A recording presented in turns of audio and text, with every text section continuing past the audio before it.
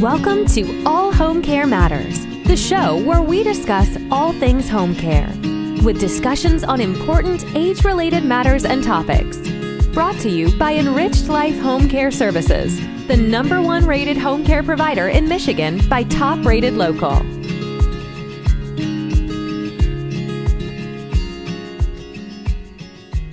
Hello, and welcome back to All Home Care Matters. If this is your first time visiting us here at the show, we want to say thank you for taking time out to be with us today. We appreciate how valuable everyone's time is, and that's why we try and make each episode here at All Home Care Matters something that will hopefully matter to you. Today, I am honored to welcome the team behind Memory Lane Games. Welcome, everyone. Hello. Hi. Thanks so much for being here. It's a little bit of a time difference. You guys are in the UK, so it's in the afternoon. So I want to first start, I introduced you as the team, but I want to have each of you take a moment and introduce yourselves and kind of share what your role and title is. And we'll start with Bruce. Hello, everyone. I'm Bruce Elliott, CEO and co-founder of Memory Lane Games. I'm a Canadian who's been living in the UK for the last 20 years and spending a lot more time in the US these days. All right. Welcome, Bruce. Lisa? Hi, everybody. I'm Lisa Karran. I'm the Chief Operating Officer here at Memory Lane Games. I've been working with the company since about 2022, and I live in the Isle of Man. Welcome. And Maddie? Hi, I'm Matty Tate. I'm the operations coordinator here at Memory Lane Games, focusing on all things game development, operations, client onboarding. I've been with the company for about 6 months now, and I'm also living on the island. All right. Well, welcome, Maddie. I'll apologize right now, guys, and get it out of the way for my accent. You'll have to forgive me. But Bruce, I want to start with you. I introduced you guys as the team behind Memory Lane Games. Why don't you take a moment and share with our viewers and listeners what Memory Lane Games is? Great. We're just thrilled to be here to chat with your audience today. This is wonderful exposure for Memory Lane Games, and we have some exciting things to share later in the podcast. So Memory Lane Games is an app designed for caregivers and people living with dementia to play together to stimulate conversations by triggering positive memories. That sounds like a mouthful. What we have is 3,400 games on hometowns, hobbies, music, interests, foods, all around the world that people with dementia love to play. We've had 100,000 downloads in over 100 countries now, delivered 1.6 million minutes of gameplay. So we really understand what kinds of games connect with people with dementia. That's incredible. Lisa, you introduced yourself as Chief Operating Officer. When did you join Memory Lane Games, and what made you want to join the organization? Yeah, I first got involved, I think it was around the summertime in 22. I've actually known Bruce for many years. We worked in a previous industry together, and we had a coffee, and Bruce was telling me about the business. And I mean, who wouldn't want to be involved in doing such a purpose-driven business? It really appealed to me immediately. And I think I came on board the next day, didn't I, Bruce? Yes. Started doing some work. And I've been involved ever since. And I love it. That's incredible. And how about for you, Maddie? You said you've been with the company now about 6 months or so. What made you want to join Memory Lane Games? So honestly, it's quite I was just having a little look through LinkedIn, looking for my next challenge, looking for my next adventure, so to speak. And I seen this job posting come up, and I was like, Memory Lane Games, I've never heard of them before. And I started looking through who they are, what they were about. And my grandma passed away with dementia, say last year, I think it was. So the minute I started reading, I was like, no, this is what I want to do. This is something important. This is the impact that they were already having on everyone's lives all around the world was just something I'd never seen, something I'd never heard of, and I just wanted to be a part of. So it wasn't even a second guess from my side. It was, I want to do that. Let's go for that sort of thing. And yeah, I think very much like you, Lisa, I was onboarded within the next couple of days. That's incredible. Someone who's not joining us is Chairman Brian Hall. Bruce, can you share what led you to having Brian Hall join, or why he chose to join? Sure. Brian, we had known for a couple of years. He had worked his leadership in the British insurance industry with a number of companies. And we'd presented to one of his companies to the board about investing in memory lane games. And they said they weren't quite ready yet. So a little while later, Brian calls me up and says, how's that little app of yours going? I said, oh, pretty good. We've had, I think, 50,000 downloads at the time. And games played in 50 countries. We're really expanding. He goes, I want to come work for you. And I said, Brian, you're incredible. We can never afford you. And he said, don't worry. Let me tell you why. His mom had dementia, and every 2 weeks he would go and visit her. And she lived with his sister. He'd drive the 45 minutes, pop into the house. Hi, Mom, how are you? Fine. Do anything interesting today? No. Anything on TV? No. Did you eat any food? In this 6-minute loop every time he went to visit. And, it was part of their routine, but it just wasn't fulfilling for him. And he one time he brings our app with him.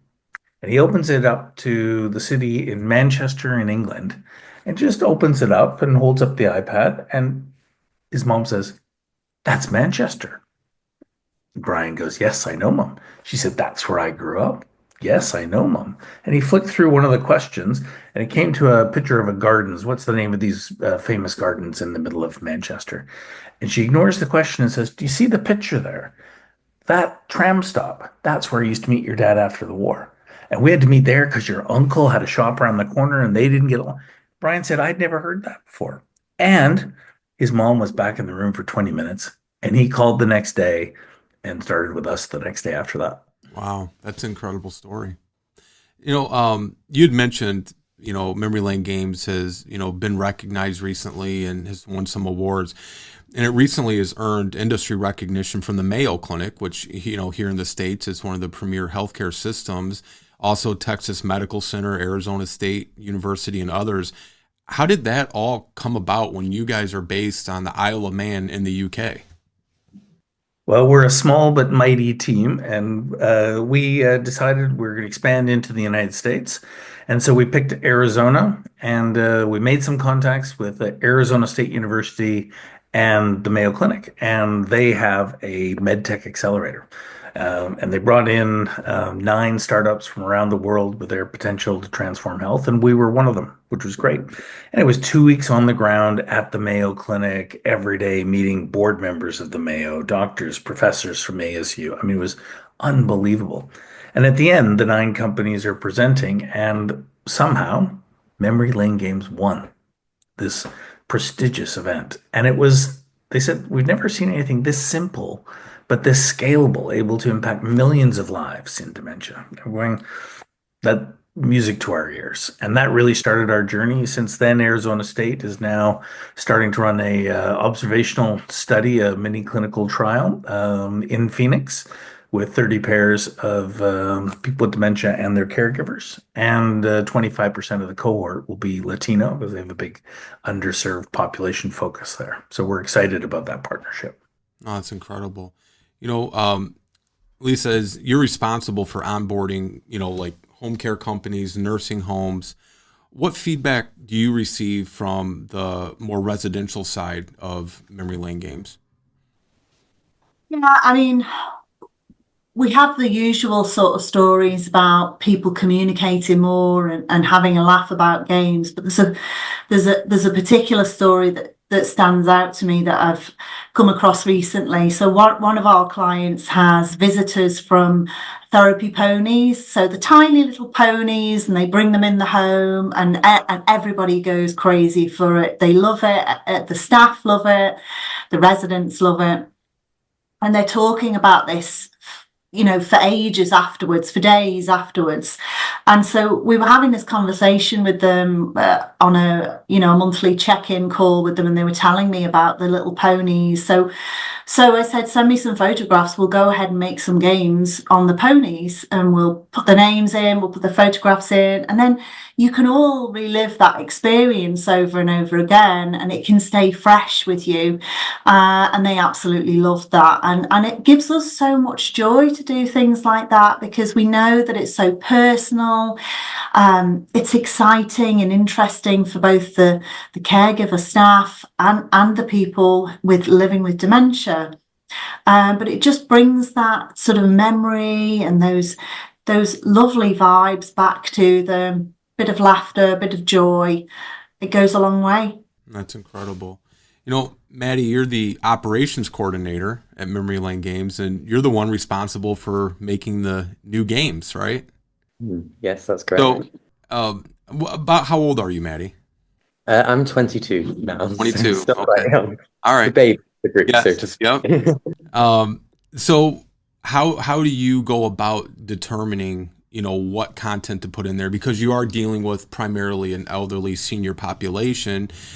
I'm assuming you're not putting in like the local, newest memes and, stuff like that. So how are you determining what content to provide for these games? And are you using research, or is it you just kind of get recommendations from people?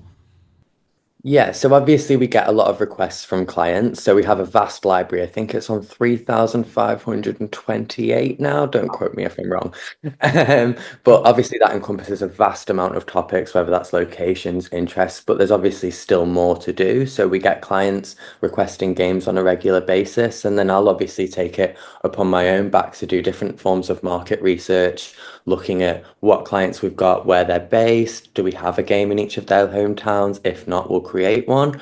We'll then ask the clients sort of what are your residents interested in? Do we have topics on all of them? It's a continually evolving process where we're going back to the clients, doing more market research, and just continually evolving our database, really. Oh, that's incredible. What if is Memory Lane Games, can you create a game pretty much for anything in any situation? Yeah, the possibilities are endless, and that's the way we designed it, to be fully encompassing for everyone. That's incredible. And Lance, Matty made the game on Livonia for you. Yes, you did. Yes, so Maddie, thank you. I might be emailing you later for some special requests, but we'll see. Bruce,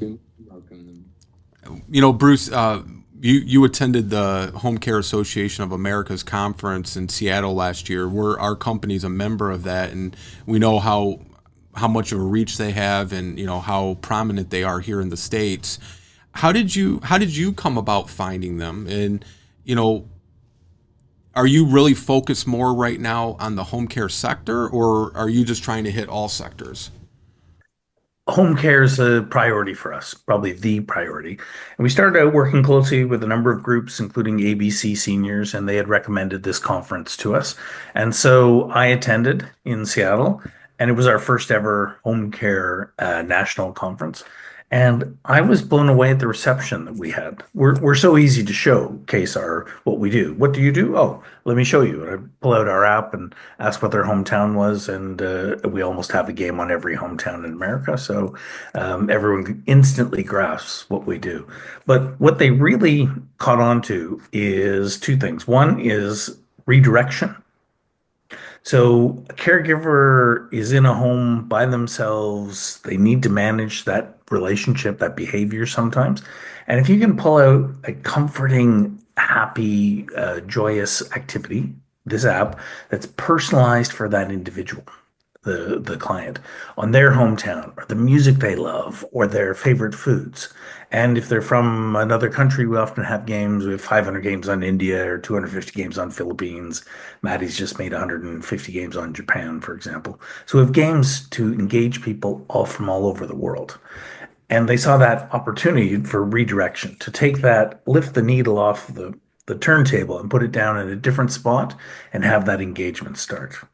The home care groups also, because they're franchise owners primarily there, saw the potential to productize that redirection and really showcase personalized dementia care in their presentations to families by saying, oh, where did your mom grow up? And did she like Elvis or Sinatra? And did she like baking or gardening? Or did your dad like classic cars?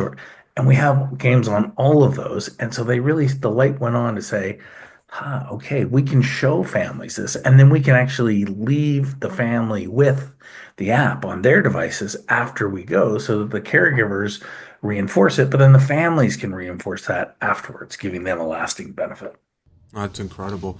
I want to go to Maddie real quick. Maddie, since you're the one responsible for creating the games, what's the strangest request you've had for a game? Oh God, that's quite a difficult one to be honest. Strangest game request.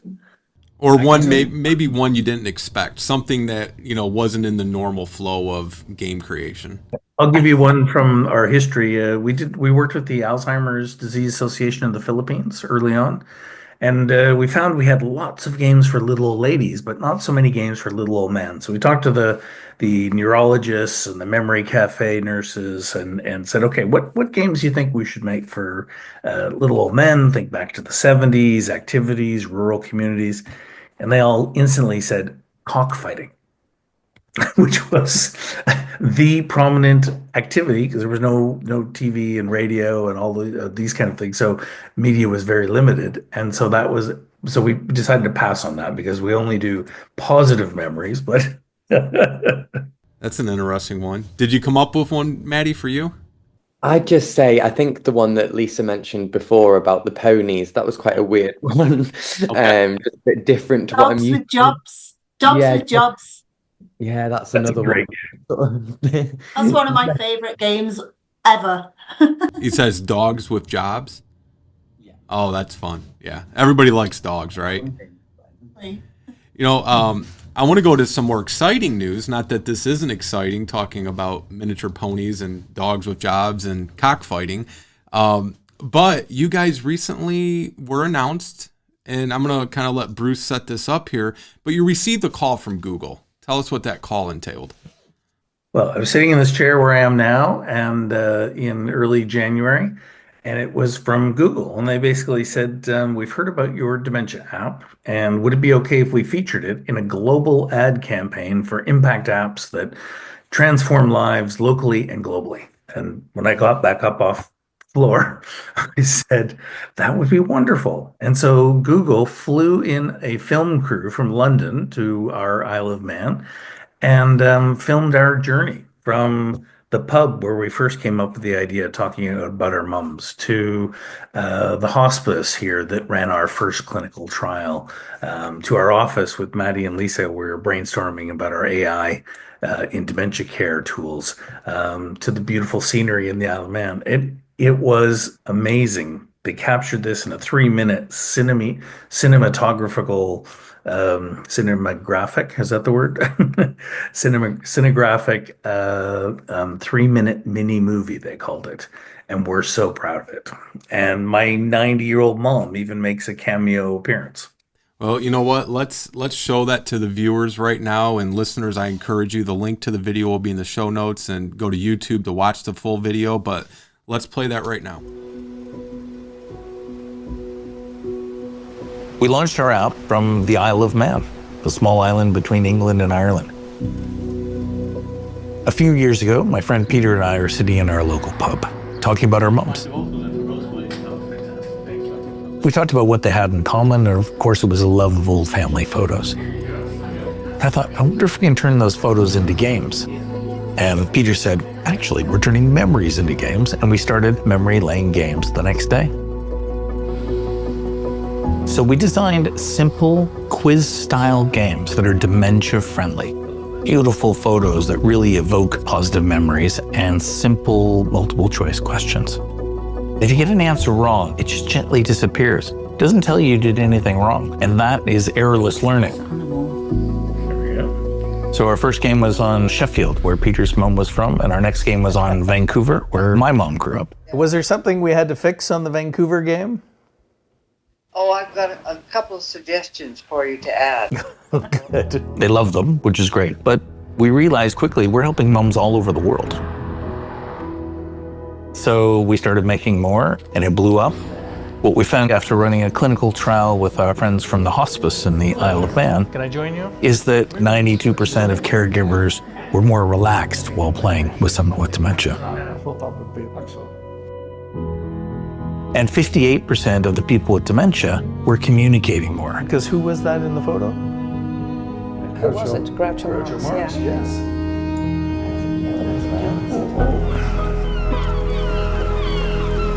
When we started, we didn't have much of a marketing budget.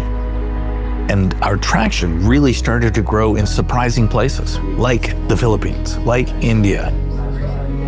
We've had 100,000 downloads in 134 countries. That was possible with Google Play.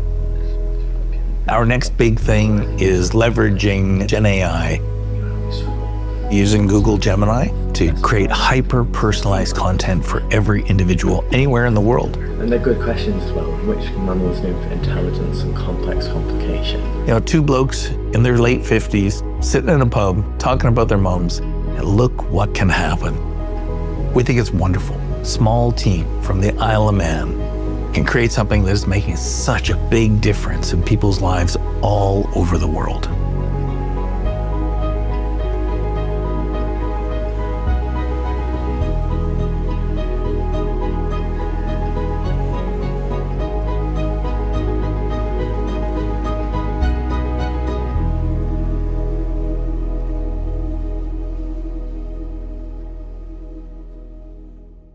Okay, great. So Bruce, when you watch that, probably how many times have you seen it so far?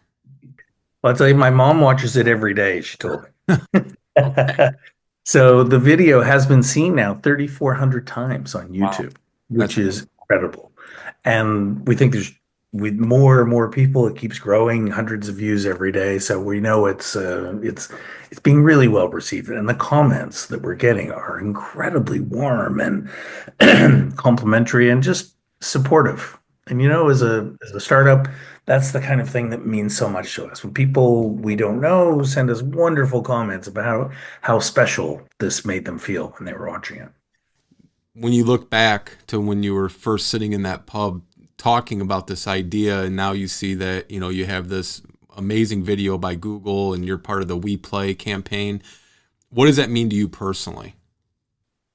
Well, the most important thing is my mom liked her cameo. I was worried if she wouldn't, but she did. So that was the first big tick. But the second is we know that we are helping people all over the world. And this kind of recognition just helps accelerate that. And that's what we're all about. And we're thrilled to keep doing that. That's awesome. And didn't your son's car make a cameo too? Yes. Yeah, my they wanted a bright colored car, so I borrowed my son's white car to drive through the beautiful green hills that you saw in the video. Yes, he's pretty proud. He's 21 at university. He's pretty proud that his car is featured in a global ad campaign. Incredible. I want to go to Lisa. Lisa, you were in the video, and when you came on board with Bruce, I can't imagine you anticipated this happening. What were your thoughts when you found out they were going to make the video, and what were your thoughts after you got to see it?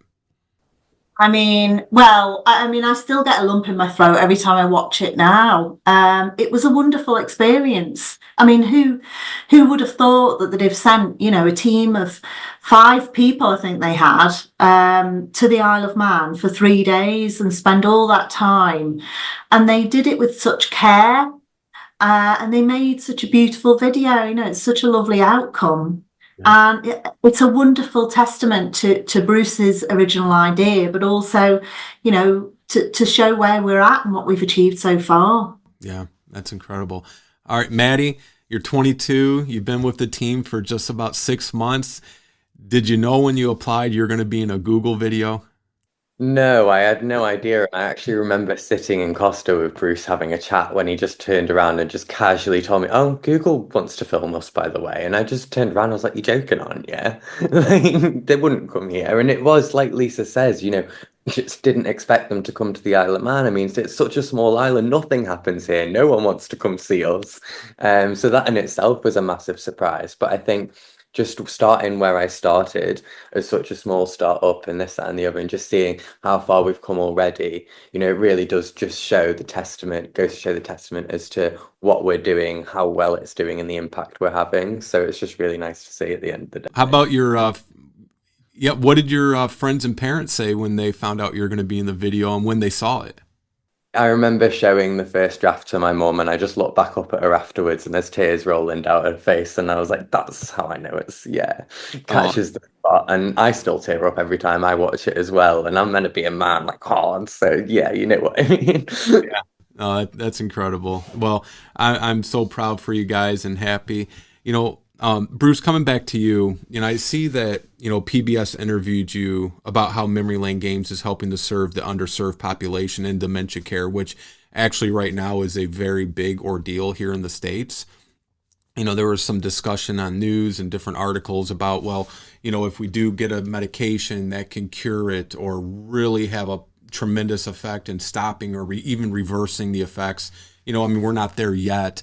But, the ethical issue becomes, how are people that don't have health insurance, people that are in poverty, people that are underserved, how are they going to be able to afford that or gain access to it? Tell us a little bit more about that interview you had. So PBS was excited about us because of the serving underserved work we had done with the Hispanic Chamber of Commerce in Arizona. And we first started out translating a number of games, and they told us that, well, those are nice games, but really, you need to really touch our culture. So then they helped us make a whole bunch of games on local events and cultural festivals and music and just really things that would touch the soul of abuela, the grandmother who lives with them usually at home.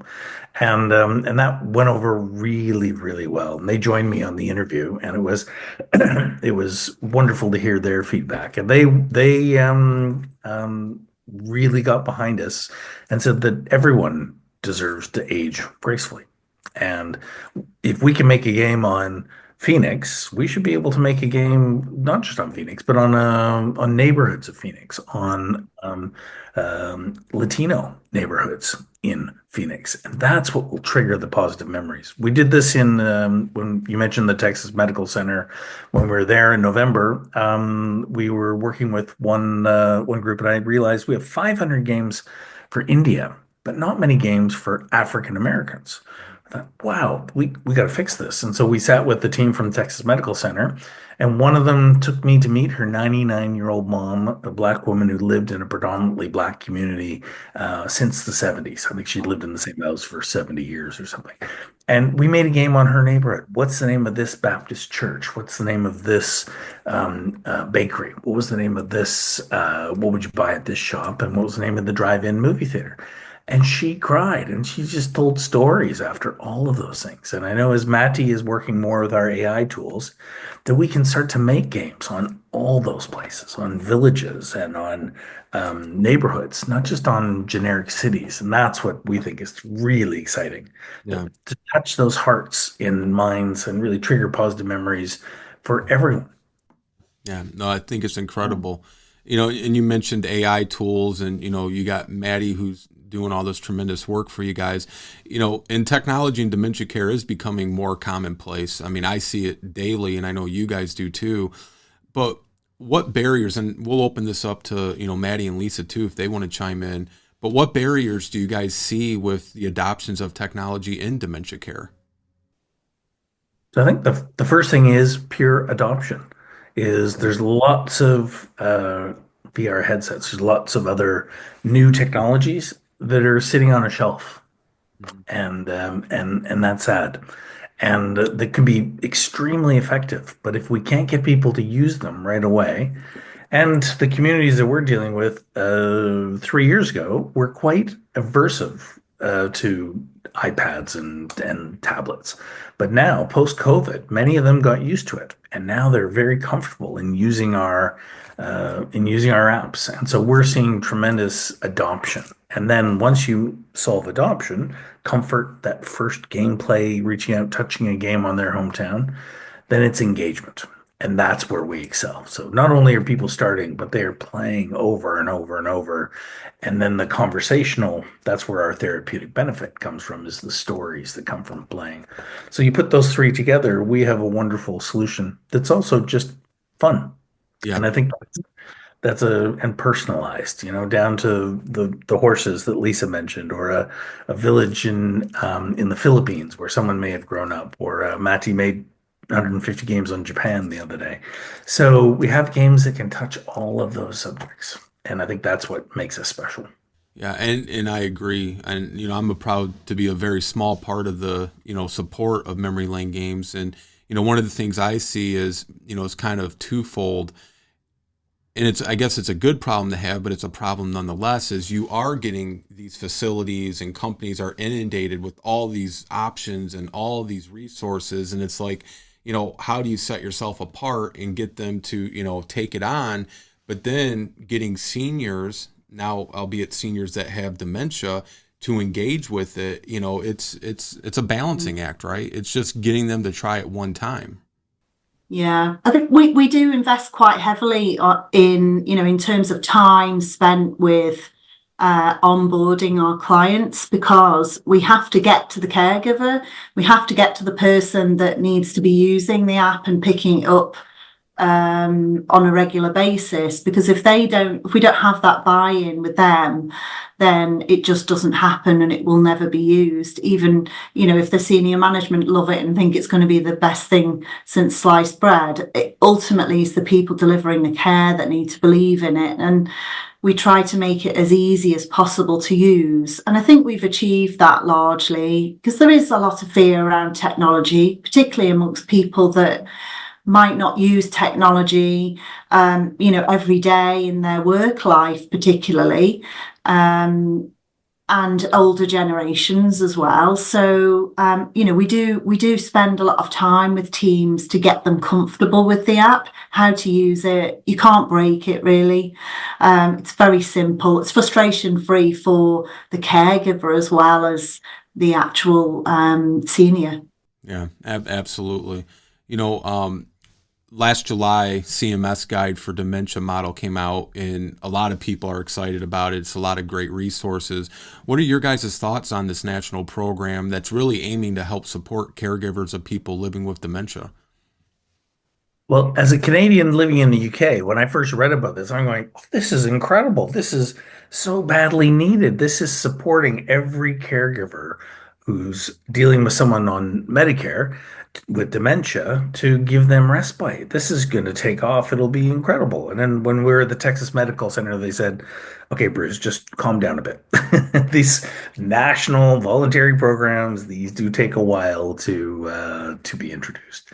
I mean, there are some really strong groups like Ripple and others that are doing some Isaac Care we're fans of, that are doing some really good work in this area. But I think it's been a slower adoption cycle than many of us initially anticipated. But the second wave of approvals comes this July, and we're expecting more uptake then. Yeah. Talking about, dementia care, and I can see how memory lane games really plays a pivotal role in this, but, redirection is a big topic in dementia care. How is memory lane games helping with dementia caregivers with redirection and implementing that? What we love is that we're being told by caregiver groups and in-home care groups that that's what we are. We are redirection. As behavior starts to change, sundowning especially, things like that, that introduction of a familiar, comfortable activity can redirect attention away from a problematic moment to something that's conversationally fun. And I'll give you an example. Brian Hall was chatting with one caregiver who said was a family member who said, my husband tends to wander, and it's at 2 a.m. and he gets up and he wants to go to work because he was a fireman and it's time for a shift. And she has learned that she says, "Oh, just before you go, can you help me with this?" And holds up the tablet to one of the games that he's familiar with. And he stops. He goes, "I know that." And he starts playing, and they play a few games. And she said, "Oh, do you think we should go to bed now?" "Okay, yeah, great." So there's different ways to use it. Another application we saw in a care home in a woman who's 85, moderate to advanced dementia in the UK. And every night she would flash back to a traumatic moment in her childhood. really traumatic moment. And terrible for her, terrible for the staff. And this was happening every single night. But during the day, she was introduced to our games playing our cats and dogs game, and her dog was in the game. And so they started introducing that to her just as she was starting to flash back in the evenings. And over the course of a month, they showed less antipsychotic drug administration.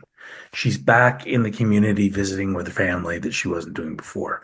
So if we can intervene at those wonderful moments with something very familiar, the game that you love on Cats and Dogs or on Elvis or on home cooking, all of those kind of games, that's what we're aiming for.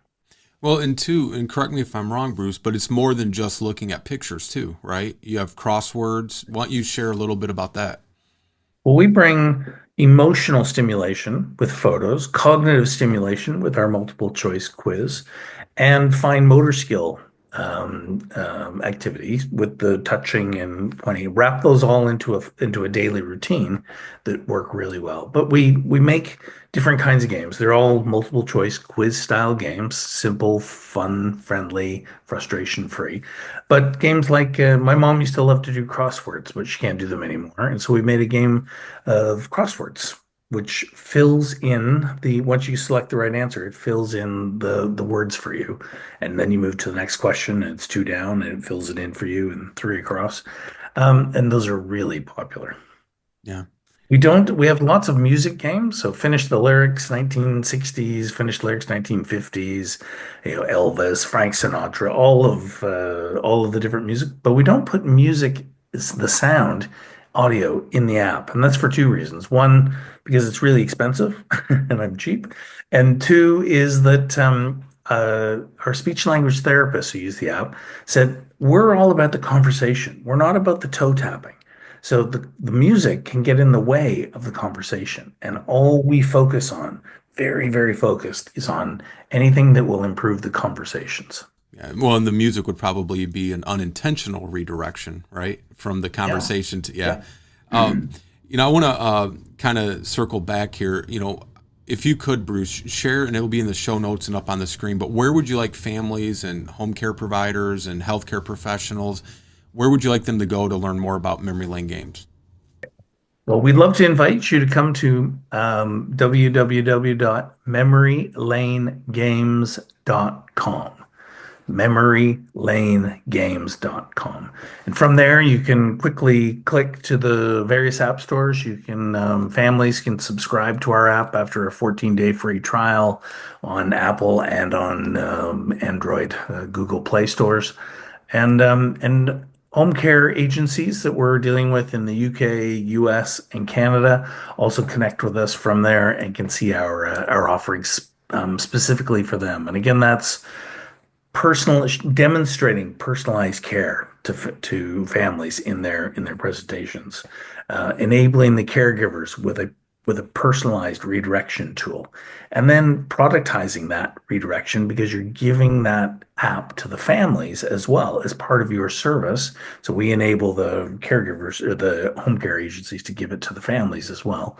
And that way it's a leave behind, that's a reminder and positive and a valuable tool for the families as well as the caregivers. So somebody watching or listening to this now, or even a year or 5 years into the future, and they say, this is what I've been looking for. This is what I need from my mom, my dad, my husband. And they go on, and maybe let's say they don't find a game that really resonates with their loved one. Are they able to send in a request? Because I can't imagine that has to seem like it'd be very overwhelming to take all these personal requests. Matty is a magician and using a lot of AI to expedite making new games. But here to help at memorylanegames.com. That email is an easy way for people to connect. There's also a button on the website to suggest a game as well. But here to help at memorylanegames.com. And if we don't have your hometown, send us a note and we'll add it. Here to help at memorylanegames.com.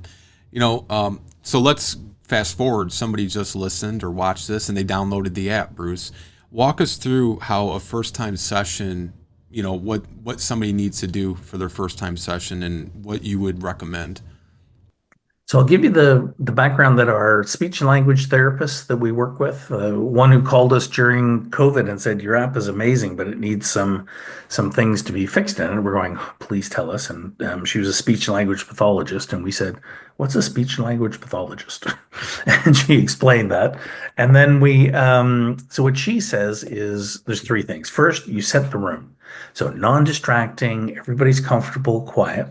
The second is you never say, do you want to play?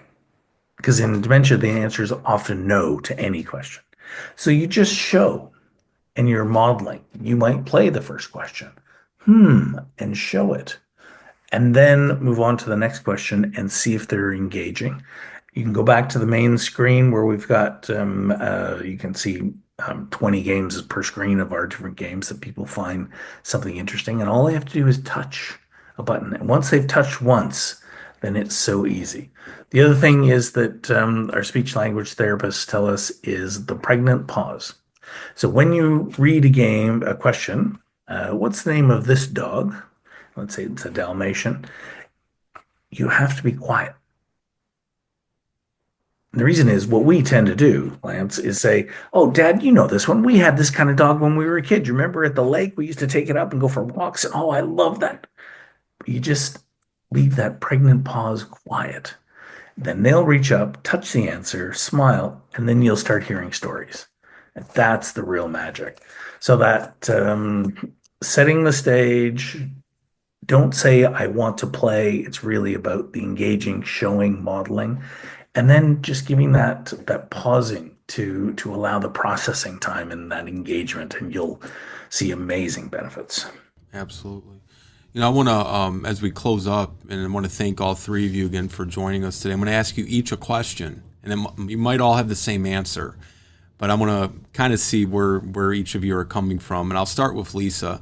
Lisa, if we didn't talk and we ran into each other at a coffee house 5 years from now, and I said, oh, what's Memory Lane Games been up to?